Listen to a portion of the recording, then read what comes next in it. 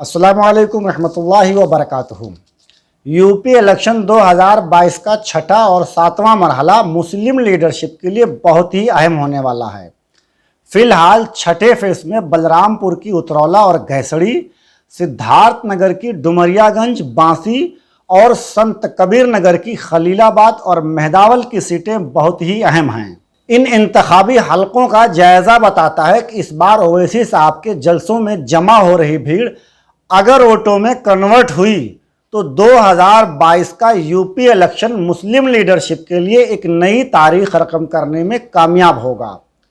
बिलखुसूस मुस्लिम नौजवानों में पाया जा रहा जोश और पूरे मुल्क में ओवैसी साहब की मकबूलियत यह बताने के लिए काफ़ी है कि मुल्क का मुसलमान अपनी क़यादत के ताल्लुक से अब काफ़ी संजीदा हो चुका है, जो हिंदुस्तानी मुसलमानों के साथ साथ मुल्क के ओबीसी, एससी और दीगर महरूम तबकात के लिए भी काफ़ी खुश आइंद होगा।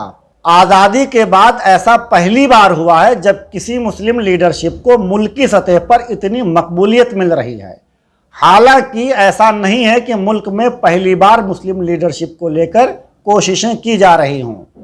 इससे पहले भी डॉक्टर जलील फरीदी, नेशनल लोकतांत्रिक पार्टी के सदर डॉक्टर मसूद 2008 से अभी तक मुस्लिम लीडरशिप के लिए जद्दोजहद कर रहे डॉक्टर अय्यूब साहब ने भी अपने अपने तौर पर काफ़ी कोशिशें की हैं, जिसमें वक्ती तौर पर कामयाबी भी मिली। ये और बात है कि गुजरते वक्त के साथ साथ ये सियासी तहरीकें मुस्लिम दुश्मन प्रोपेगेंडे का शिकार होकर सर्द पड़ गईं। आप ध्यान देंगे तो समझ में आएगा कि मुसलमानों के हर सियासी क़यादत की नाकामी के पीछे खुद मुसलमानों का अपना हाथ कार फरमा रहा है।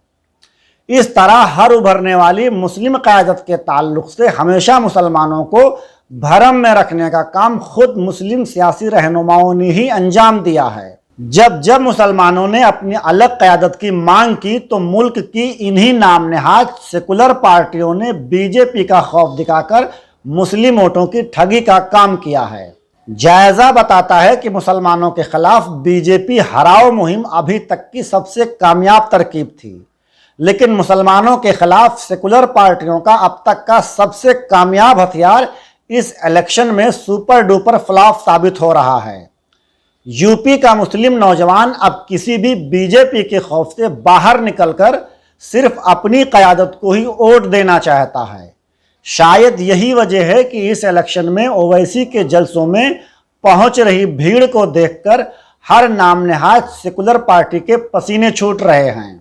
28 फरवरी को खलीलाबाद में पीस पार्टी के एक जलसे में मैंने खुद मुशाहिदा किया कि मुस्लिम नौजवानों में अब अपनी क़यादत को लेकर काफ़ी हद तक बेदारी आ चुकी है।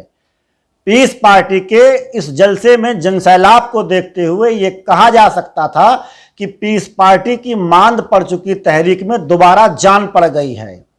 ये बात मैं पूरे यकीन से कह सकता हूँ कि 2022 में पीस पार्टी एक बार फिर वापसी ज़रूर करेगी और खलीलाबाद में डॉक्टर अय्यूब साहब के कामयाबी के पूरे इम्कान हैं।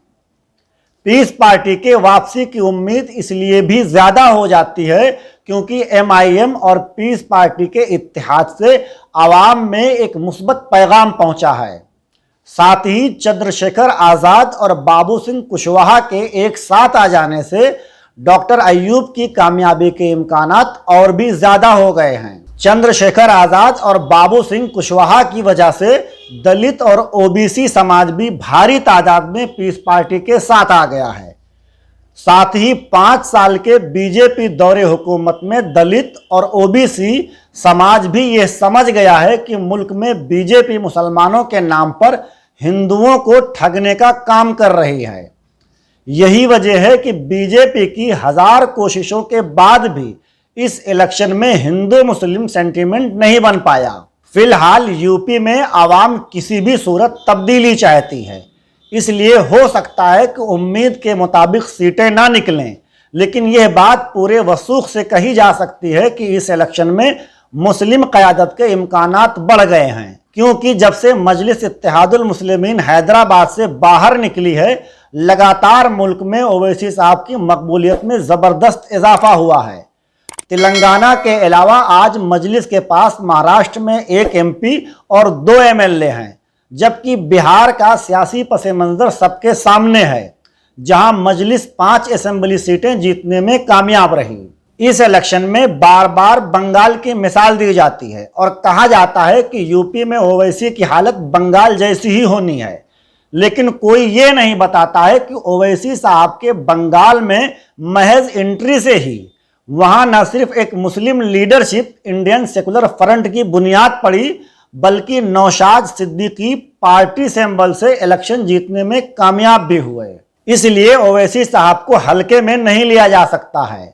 हाँ, ये तो हो सकता है कि उम्मीद के मुताबिक सीटें ना आएं, लेकिन इस बात से इनकार नहीं किया जा सकता है कि हालिया यूपी इलेक्शन में बिहार की तर्ज पर ही चौंकाने वाले नतीजे सामने आ सकते हैं और पीस पार्टी एमआईएम का आपसी इत्तेहाद इसी बात की जानिब वाज़ेह इशारा दे रहा है। बस ज़रूरत इस बात की है कि पीस पार्टी और एमआईएम के जलसों में आ रही भीड़ वोटों में कन्वर्ट हो। आज बस इतना ही। अगर अभी तक आपने हमारे YouTube चैनल को सब्सक्राइब नहीं किया तो फ़ौरन कर लीजिए और Facebook पेज को भी लाइक करके हमारी इस सियासी बेदारी मुहिम का हिस्सा बने। शुक्रिया।